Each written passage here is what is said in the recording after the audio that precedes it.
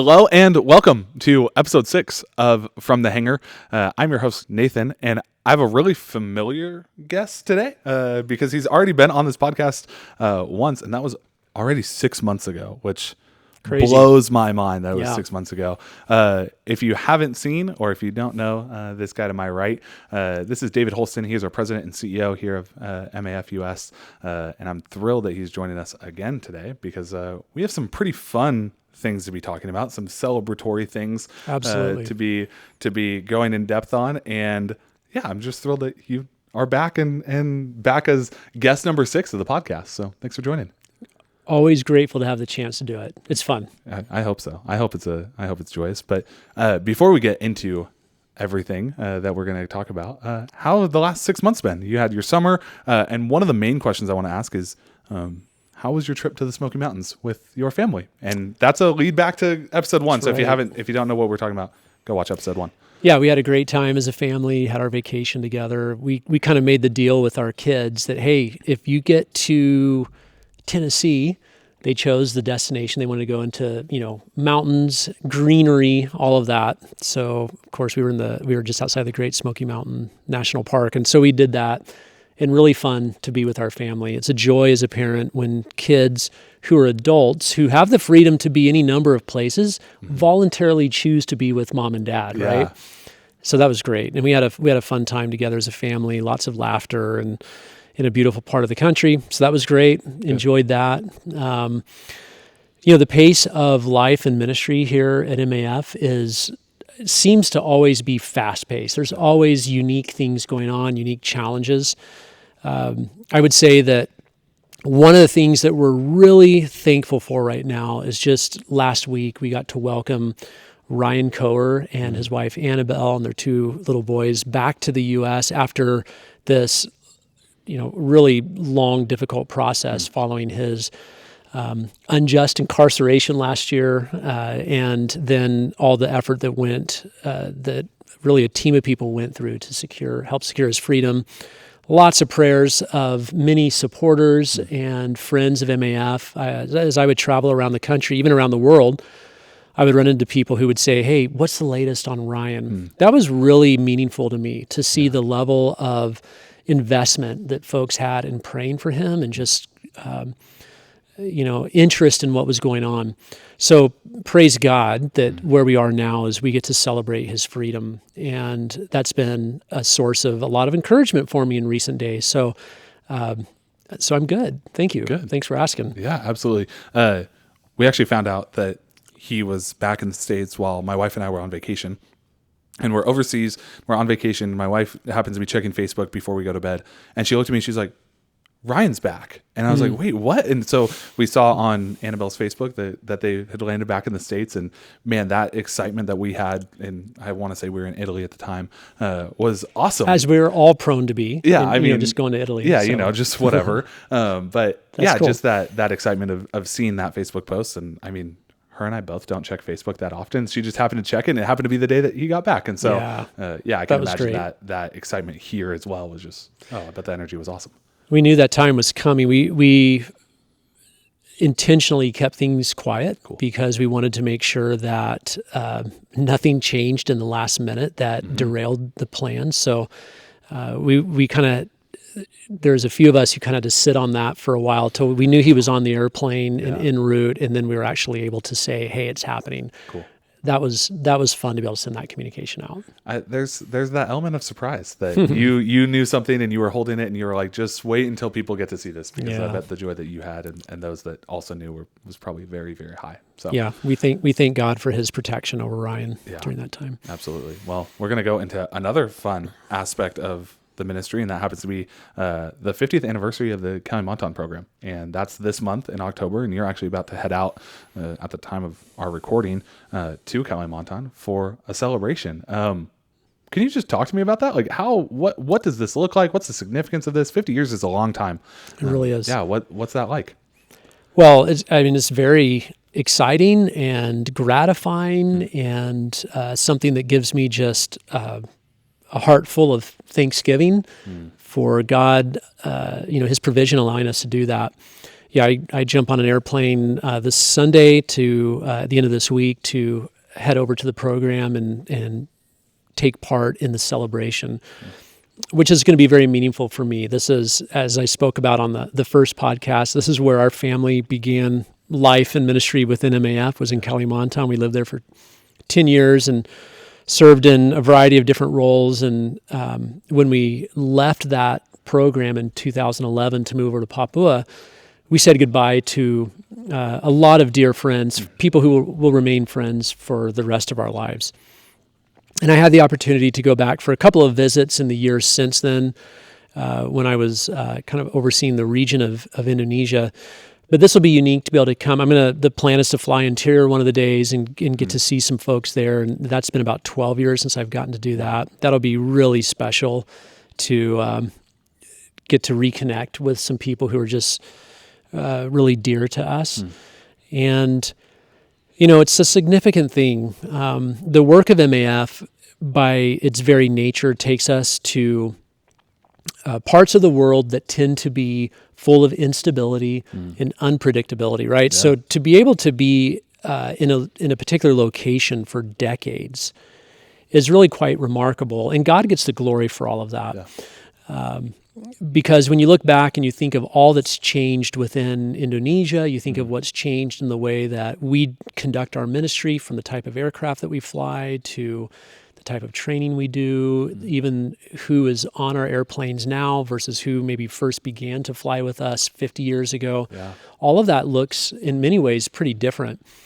And so to be able to now, 50 years after the beginning of it, say, God, you have allowed us to be here, to be a part of the work that you are doing, to be a part of it in this very special and unique way, is just a very special thing to be a part of. Very thankful. It represents the collective efforts of, I'm going to say countless people, to enable us to be there for that long.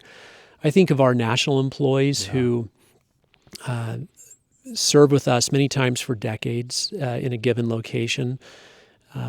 So much of what we do has been made possible by their sacrificial work. Yeah. And I think about key friends in the government who came through at a certain time and said, we're going to give you permission to do this, or we're going to write this approval that allows you to operate in this way. That's an amazing thing. I think about the friendship of the national church that we've had the opportunity to serve all these decades, and just the sense of loyalty. They want to protect MAF. They see it in many ways as sort of their ministry as well. And so we've seen them rally around us during times of challenge and really advocate on our behalf. And that's an amazing thing. And I think of then just the multiple generations of our MAF staff members, missionaries from the U.S. as well as other countries like the Netherlands or other places who had the privilege of serving there. And so God knits all of that together, and here we are today getting to look at this part of the world that still has a lot of isolation. Even though it's 50 years have passed, there's still places we fly, just there aren't any roads that have been made wash out quickly during rainy season.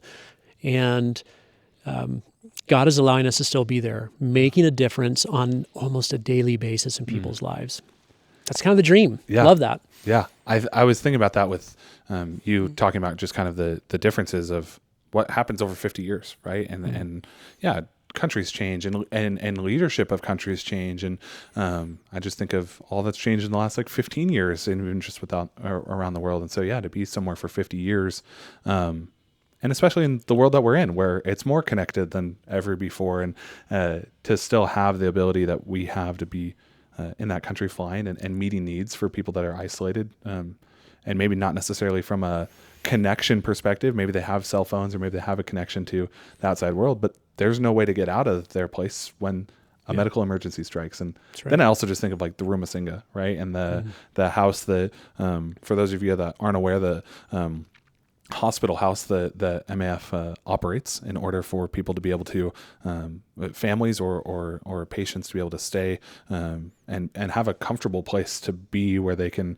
have people kind of advocating for them as well, that we get to operate. And what a unique piece of the Kalimantan ministry that, it's just such an important piece of that program as well. It really is. Our Kalimantan program, one of the ways that it has changed in its focus of ministry over the years is that now a lot of the flights that the team is involved in there are related to medevac flights.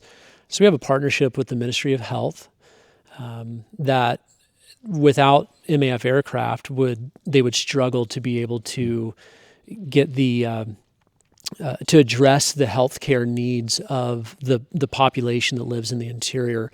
So we have a pretty close partnership with them, or we will fly staff or supplies into the interior to different clinics. But then we're on standby, it's really 7 days a week to respond to an urgent flight request for somebody who needs to get out to the city to receive a higher level of care than what can be provided at those clinics. And so a number of years ago, it's probably close to 20 years ago now, I remember being a part of some early conversations where we were trying to imagine what else could we do as a team to have a place where the families of patients could stay, because we would bring patients from interior with their families. Oftentimes one or two family members would accompany them on the airplane. And these are individuals who had spent their whole life in the interior, and coming out to the city was a pretty radical change for them. They were not comfortable in that environment. In some cases, there were language issues, even being able to communicate. They didn't have friends. In a location like Indonesia, the family's responsible for sometimes getting food for the patient who's still in the hospital, or actually going out and getting sutures or a blood transfusion. It's a very different sort of scenario than what we're used to in more developed parts of the world. So the family needs to be present to be able to help their family member who's being treated. And they just didn't know where to go. And so we had, for a number of years, we dreamed about having a house that we could provide for people to stay in on a short-term basis. And we talked about it and looked at different things. And then eventually our family moved, still hadn't seen that dream come to fruition. And then those who remained there in the years after we left were able to continue to pursue that. And in time, the pieces came together and a house was secured, renovated, and it has been heavily used ever since. At any given time, there's 5 or 6 different families that are residing in this place, and we have relationships with some local churches who send staff to help pray for those families, kind of like a chaplain would, and our team will go and have a weekly prayer gathering with the people there. It's really quite beautiful. It's just a unique way of being able to continue to maintain a continuity of care for those that we have transported. And then while they're there in the city, we can continue to help address those needs. And then what is really incredible to be a part of is when we get to fly them back home. And so our team gets to be a part of that whole cycle of care and concern, and really expressing love for them in a meaningful way. So I get to go see that. I'll be in that house a week from today. It's one of the first things. I land there on the day I land there. We're heading off to go visit it and get to interact with folks there. That'll be really a great thing to get to be a part of. So that's a very special ministry that the team in Kalimantan gets to be a part of. It's one of we have a software that we use to take photos or to store our photos, and every once in a while I see a photo come through from the Rumah Singgah, and it's often a staff member, whether it's a national staffer or one of our staff members from the States, like leading worship in one of the rooms. Or I think if I remember right, there was one that was like a Christmas celebration where they were able to like celebrate Christmas with these families. And I can only imagine what that's like to be able to meet those needs as well. And we talk about this of meeting people's holistic needs, and what a beautiful piece of that puzzle of being able to, not only meet the medical needs, but also the comfort needs and the needs to make sure that people are advocated for and helped as they're helping their family members that are going through some pretty traumatic things. Like, that's really cool. It is. Our core competency as an organization is using these airplanes to get people around where they need to go. The motivation, though, comes from a place where we're desiring to give our lives and our talents to serve God in light of all that He's done for us and to help others get to know Him and grow in a relationship with Him. It's not unusual in a given part of the world where we're serving. What brings us there may be the opportunity to provide that transportation link, but what will emerge are other opportunities to impact people's lives because we have a presence there and because we love the people that we're there to serve and we care about the things that are impacting their lives. So this is an example of that, of something that is not necessarily transportation related, but it's very much aligned with who we are and our desire to care for people. And because of the transportation piece, it's opened this other door for a unique type of ministry that we can be involved in that's just fits well with who we are and our heart to serve those who are going through some real difficulties. So we celebrate that. Yeah. We love getting to be a part of something like that. Yeah. From your perspective as president and CEO, I'm just curious, what do you see the next 50 years looking like in the Kalimantan program? What's that program? Yeah. What's the future looking like? Who knows what it's going to be like 50 years from now. That part of Indonesia has seen quite a bit of development around the fringes of Kalimantan. So Kalimantan is on the island of Borneo, and it's a large island. It takes hours to fly across it. And the interior portions of that island have remained relatively undeveloped, but the edges of the island are where you find the larger cities, it's where the ports are located, where you start to see some infrastructure development of roads and all of that. A pretty significant development is happening in Kalimantan in the next couple of years. The capital of Indonesia is being relocated from Jakarta to a new city called Nusantara, and Nusantara is being built from the ground up. Wow! And so they're creating this city in the middle of the jungle, where it's going to become the administrative center for the country of Indonesia. Now that's still a couple of hours. In one of our aircraft would still take 2 to 3 hours to fly to that area. So it's still a ways away, but it'll be interesting to see over time how the placement of the capital there will lead to further development of the rest of Borneo. I think that for there to be meaningful infrastructure development in the areas where we operate is still probably a number of years away. And it's interesting, there's a road that was built into the area that we fly that was kind of quickly created with caterpillars and heavy earth moving equipment, but then it's just dirt. It's a dirt road. And it recently was washed out because of heavy rains. And overnight, it's cut off. Wow. That whole region is cut off. And so all of a sudden, our planes are flying in there more with just like basic staples that are needed beyond doing the medevacs. And so things can change quickly, even if you have some infrastructure development. The thing about medevac flying is it really is something that regardless of how much the infrastructure develops, you still have a need for it. And we know that because of the U.S., right? I mean, we have interstates and major hospitals and a very sophisticated infrastructure that's here in our country. But yet there are many, many medevac companies that are flying people around because even with a good road, it's not fast enough for somebody. So I think the medevac side of things will allow us to continue to have a presence in Kalimantan for as long as we can be there from a government approval perspective and a staffing perspective and all of that. And we think that's great. We want to be present in places because it allows us to be engaged with others. It allows us to be a part of the conversations they're having in terms of their own spiritual growth, the development of the church. I think back to a couple of years ago, our team had a pretty impactful role in helping to sort of restart some Bible translation efforts that are going on. Cool. So even though that's not our expertise, because our team is there, they're talking to key church leaders, but they're also aware of other U.S.-based ministries that are in that sector. They were involved in helping to connect those different parties. And now there is a lot of new Bible translation work that's going on that we got to be a pretty significant part of to kind of help get it going.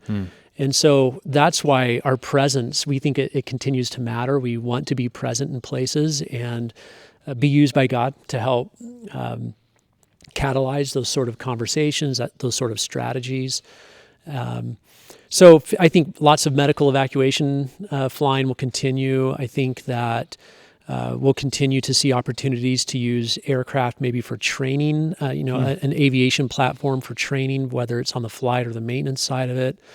Aviation is rapidly growing in Indonesia, but there's a need for subject matter experts to help invest into that industry.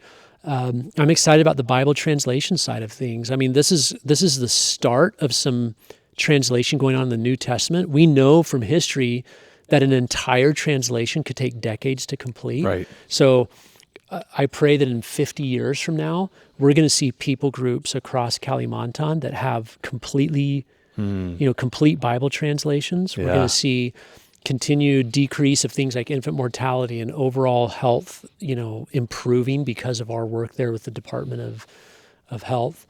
And then we'll be ready to respond to things that we can't even anticipate. Yeah. There'll be stuff, I promise you, that'll come up that wasn't even on our radar, and we'll do the best to be able to respond to that. Yeah, I love that. I think, that program, I remember when I first started here 6.5 years ago, and my boss at the time was throwing out names from Kalimantan, and it was like Palangkaraya and Tarakan and all these places. And I'm like, where are we talking about? And what are we talking about? And I'm looking up at an airplane actually in this hangar that's no longer in service, Charlie Brown, and just thinking of the stories that airplane saw over the decades that it served in that area, but then also the stories that the airplanes currently are seeing over there, and just thinking about the future of the program and thinking about what you're talking about of being able to be a part of Bible translations and being able to be a part of medical evacuations. Like, those are meeting spiritual needs that people deeply have, and obviously we think are unbelievably important as our baseline of truth, but then also a medical need that infant mortality is something that we as believers should be looking at and saying we can help with this. Absolutely. And just thinking through the next 50 years. And the thing that I love about, as you're talking about this, I just hear excitement and expectation in your voice as you're talking about these things, because A, this is a place that's really, really close to your heart and serving there, but B, just thinking through the lives that will be changed through us being there and so many of other partner organizations and people serving. I just love hearing that like kind of excitement, that expectation in your voice. Well, and in another area I forgot to mention, we have seen some really exciting things starting to happen in Kalimantan with sort of this strategic relationship between MAF and some key church entities where these are Indonesian-led outreaches where we're sitting down with them and we're talking with these groups, and our national employees are very involved in helping to shape the strategy of that ministry and what it can look like and who they want to reach out to. And so there's this ministry that's formed in the last few years called Hati MAF, the heart of MAF, but it's almost exclusively led by our Indonesian national employees who are working with these contacts from other churches, which is without a doubt a representation of where global missions is moving more and more, where we see the global south, we see the countries that decades ago, people from North America or a European contact said, okay, we want to go reach them and help them. We now see this growing level of ability and independence and desire for those individuals to reach their own or even go to other parts of the world to reach people. And, so a lot of our focus has been on how can we use our aircraft to take resources into a remote part of the world. But I think the future of MAF is also going to involve talking about how we're using our aircraft to bring out resources from these remote areas that are actually reaching other parts of the world. And that kind of will twist your mind a little if you think about it. You go, oh wow, we've always thought about what can we take, but now there's a sense of what can we take into a place, But now we're contemplating more and more, how can we help bring others out of that who can, we may bring a pastor or an evangelist from the interior of Kalimantan who becomes a missionary to North America. Yeah. Because we could use that. Absolutely. And I think that's a pretty amazing thing to contemplate as we see the national church growing in its maturity and their desire to be missional as well. Yeah. And so to be able to, they still face the same transportation barriers. Yeah. And that's not going away anytime soon.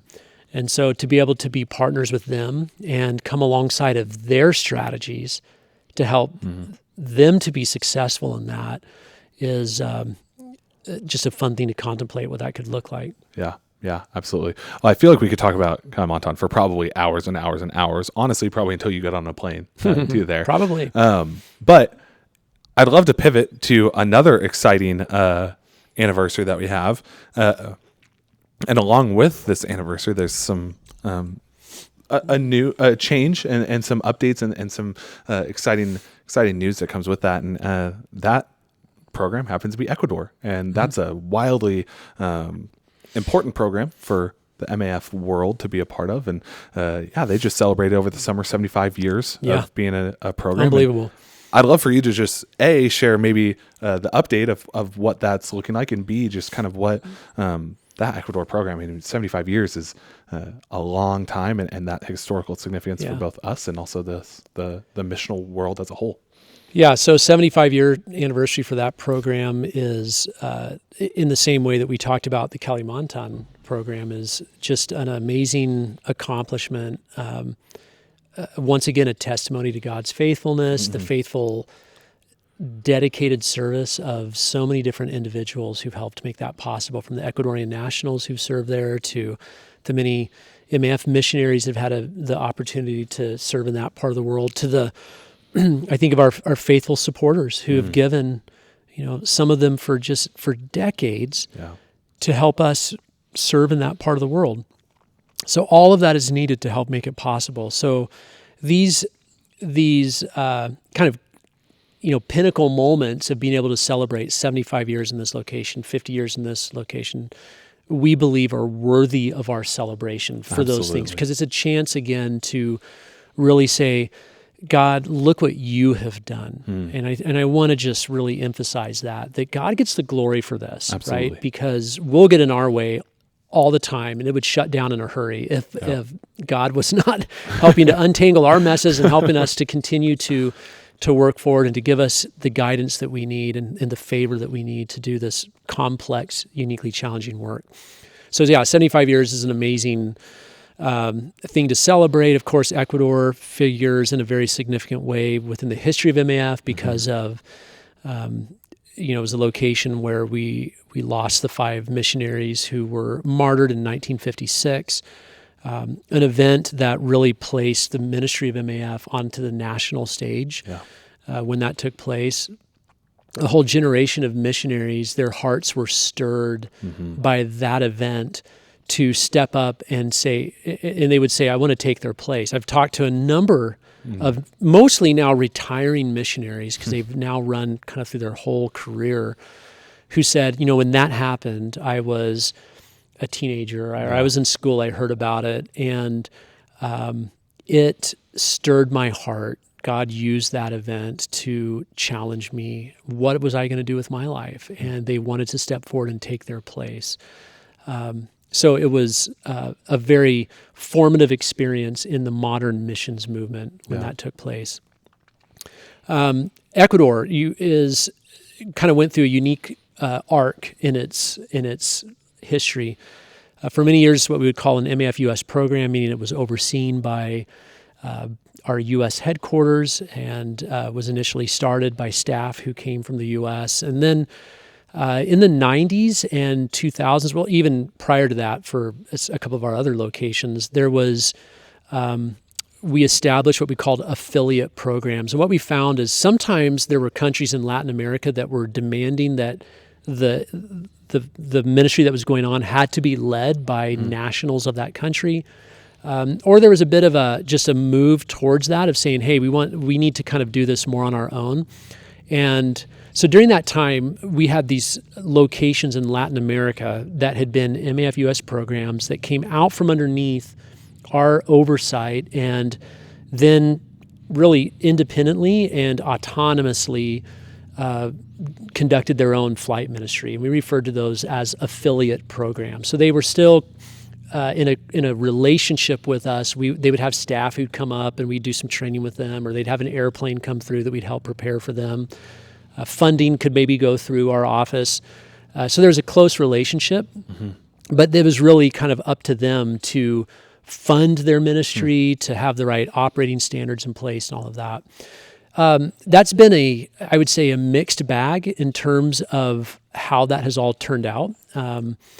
And some of those locations have struggled to be able to kind of stand on their own with the resourcing demands that are present for aviation. And so last year, the Ecuador program approached MAF US again, and they said, hey, we would like to come back in to the MAF US family, so to speak, and underneath the oversight of MAF US, because they were struggling to kind of make it on their own. Yeah. And we went through a process of assessing whether the program was still, properly aligned with our vision and our mission, and they are, and there was really a desire that they had to do this. But we didn't want it to just be, let's recreate everything that was there in the past, because there's some great things that have developed underneath Ecuadorian leadership. The staff is almost exclusively Ecuadorian. We have a couple of U.S. staff members who are on loan there. We want to keep that intact. Yeah. They're talented staff.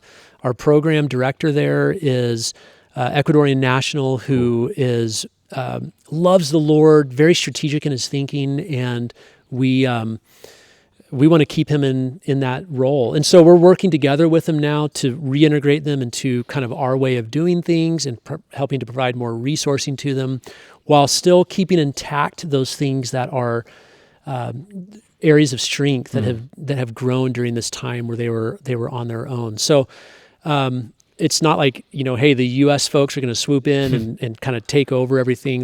That's not what we're talking about. This is really, how can we bring the resources and the expertise that we have in MAF US to help this program become even stronger and to endure for many, many more years to come. Yeah. So we're in the middle of that process, and it's fun. So we're excited to have the Ecuador program to be a part of our MAF US programs again. Yeah. Yeah. I mean, when I first heard that, I just thought of for us, our cultural significance of MAF and how, I see often people on Facebook or on Instagram will say, like, my first experience with missions was hearing about Nate Saint's story or hearing about Jim Elliott's story. And that's how I found MAF. And now I'm 75 and have been donated faithfully for so many years. And to think about those people and to be able to say, like, the Ecuador program is still being led by Ecuadorians, that whole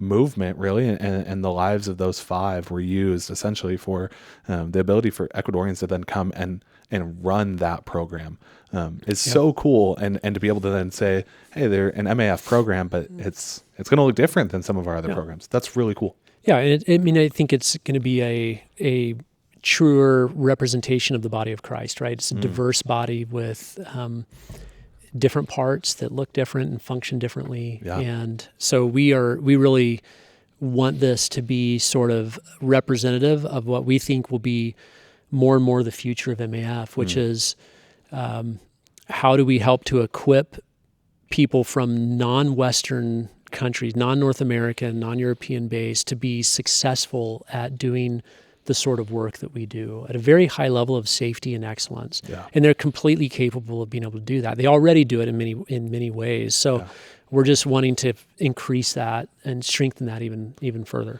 And even the fact that it's been 75 years, right, of that program, and of those 75 years, it's not all been under the MAF US umbrella per se, or oversight, and the fact that that's still going to maintain that they're still under our MAF US oversight, but also that it's still their program, and they get the opportunity to reach, kind of like we were talking about with Kalimantan, like reaching their own people, and how Absolutely. How incredible is that ownership of saying that it's their context, their culture, their everything, and they get to do and make those decisions how they want to. And we just want to help them be even more successful at doing Absolutely. Man, well, 75 years, 50 years, those are some big anniversaries. And I know that even just with MAF US being, now, 78, 79 years old, there is just some unbelievable things that the Lord has done. And one of the things I just love that you shared about is, it's really nothing that we've done. There's been so many mistakes, I'm sure, on every level of operations from the MAF side, but the faithfulness of the Lord has been just so evident. And being able to celebrate those too. I believe firmly that Christians should be the best celebrators of anybody because of who that celebration ultimately points to. Yeah. And I love the fact that you get to go now and go back to a place that you started serving in 22 years ago or so, and to be able to now go and celebrate with them and with some of your dear friends and probably people that you consider family, celebrating 50 years. It's awesome. Last week, I had this opportunity to have dinner with one of the founding pilots of our Kalimantan program. My wife and I went up to their place and went out with them to a nearby restaurant and got to hear stories of 50 years ago, what it was like for them as they moved into this area to begin operating. He opened up many of the airstrips that I flew in and out of. Wow. And could remember still with vivid detail people and places that he went. He's in his 80s now, and he left that area like 49 years ago. Wow. Hasn't been back. He went into corporate aviation and had a career flying business jets and going to all around the world doing that. But he was so excited, and I think relieved to hear that the work continues on, and there's people who've taken the baton, multiple generations now of MAF staff who've done that. And that was very meaningful for him to hear that the hard work they went through. They lived in the city where I lived. When they started out, they lived there for 8 months without any electricity. Oh, man. And he just talked, they had little kids. They were trying to do life. It was really, really hard because the infrastructure was quite primitive at that time. And we stand on the shoulders of those folks and their faithfulness, and we just celebrate that. It was a special sort of dinner to have with somebody who could tell all the stories of what it was like in the very beginning. Yeah. And to see, even though there's been so much change over the 50 years, he still talked about these pastors that he got to know who had such a deep love for the Lord and wanted to work closely with MAF. That's exactly the same. That same spirit is there today. And just a special partnership that we've been able to have there. Yeah, absolutely. Well, I cannot wait to see. So I know that there's going to be some photos and videos and things of the celebrations, and I just can't wait to see that once you get back and see what our team is able to do with it, and how we're able to share the celebration with so many faithful supporters and so many faithful donors and people that have just supported MAF so faithfully. So thanks for sharing. I know that obviously sharing some celebrations is easy to do and obviously a very fun thing to do, but thanks for taking time to share some of these stories and share some of these things and the vision that you see that the Lord is just continuing to do with these programs. Oh, absolutely. We could tell stories for a long time. We hardly even told stories. There's all sorts of stuff we could talk about. So. I know I'm sitting here and I'm like, I think we probably should be ending this podcast episode, but also we could be people aren't going to want to listen for hours. So. Well, maybe that just means that we'll have to have a part 2, part 3, part 4, whatever maybe it is. So, David, thanks so much for taking the time. Thanks for as always hanging out and sitting in the hangar. There are worse places to be, that's for sure. Yes, there are. Yeah. Well, thanks for digging into it and asking the questions and helping this amazing group of people who surround our ministry and their prayers, their friendship, their giving to better understand who we are, what we do, the history that we have, the legacy that God is allowing us to be a part of building together is a great privilege. So thanks for helping to tell the story of that, Nathan. Absolutely. Well, thanks so much for taking the time to either watch or listen to this episode. Hopefully you enjoyed it. Again, if you're listening to this episode, I would encourage you check out our social media or go to our YouTube, check out the set, because I think it's pretty rad, and I think the team's done a pretty great job of this. So with that, my name is Nathan. This is David. Make sure you subscribe to our YouTube, click the bell for notifications so that you don't miss an episode. Follow all of our social media platforms. I have to say it because it's my job. And also make sure that you're subscribed to Apple or Spotify, wherever you get your podcasts. We'll be coming at you soon for episode 7 from the Hangar. This is episode 6. I'm Nathan. We'll see you soon.